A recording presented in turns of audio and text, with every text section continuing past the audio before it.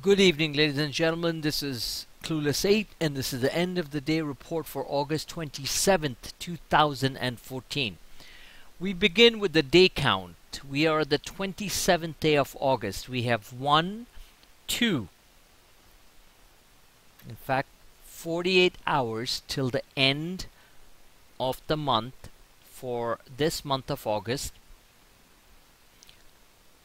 Going into the first 5 days of September, which starts with the 2nd of September, because the 1st is Labor Day weekend, Labor Day holiday. So we have 2nd, 3rd, 4th, 5th.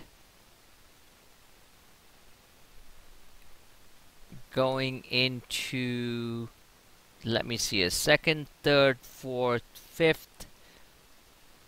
That's 4 days, the 5th day being the 8th of September.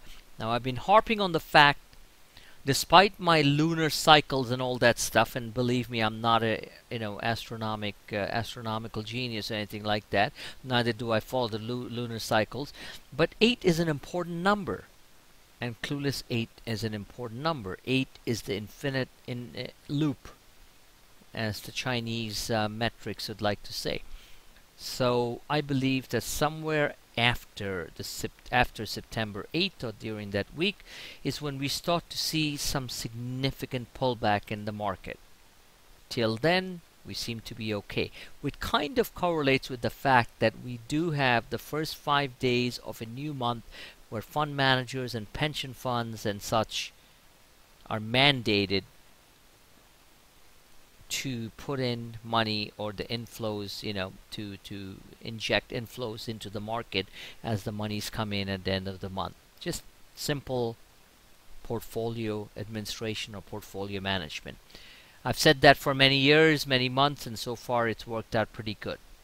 So, saying all that, tonight I'm going to look at a couple of weekly charts. I'm going to wrap this up pretty soon, because the market is a very volatile animal, and I cover quite a bit of information during the day, and it becomes quite tiring in the evening to cover all the stuff, but I have to do my job. So these are the weekly charts, on starting off with the ES, or the S&P futures. Again, the ESs right now are almost flat.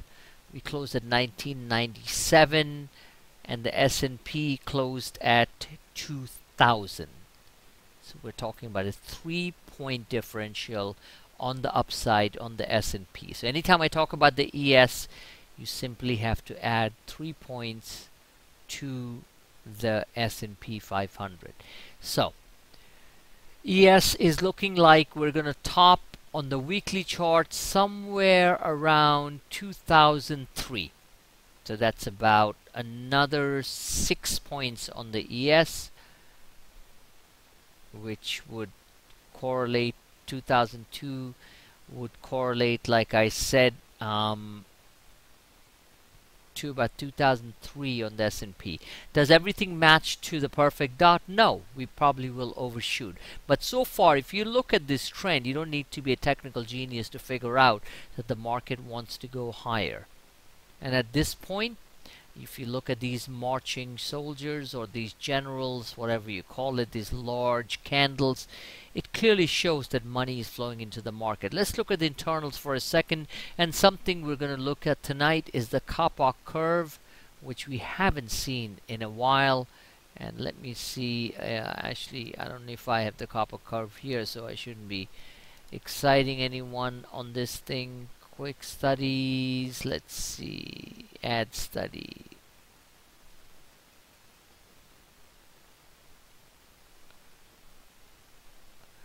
I don't think I'll find the COMPQ curves here, but I'll show that tomorrow.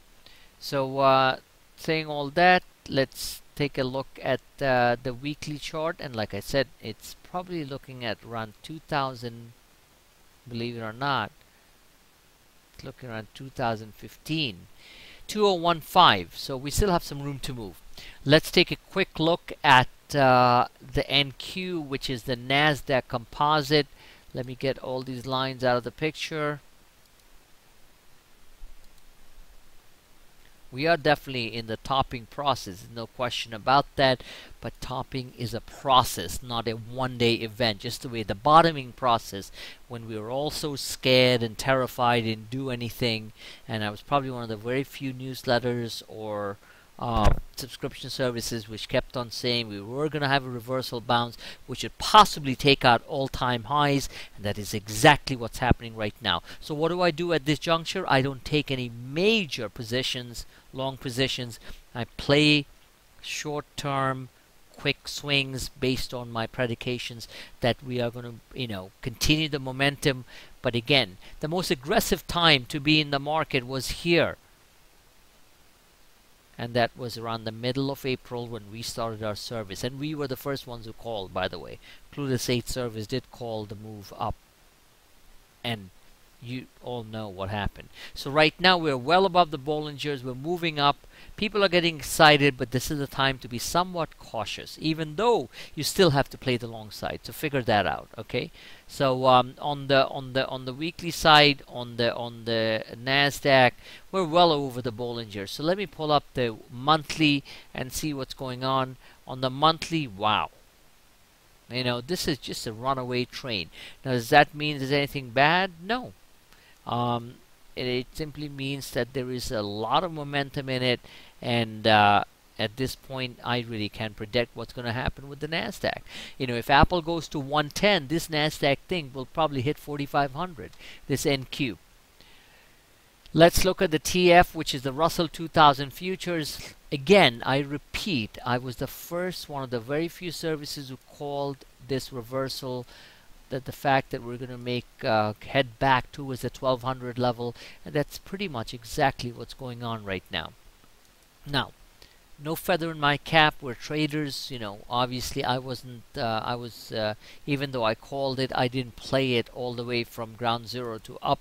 So at this point in time, this is what I see.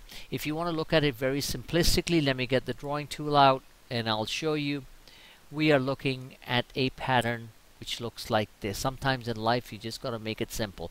It looks like very likely we're going to get to 1200 and possibly break up towards the 1235 level, which is the top of these acceleration band,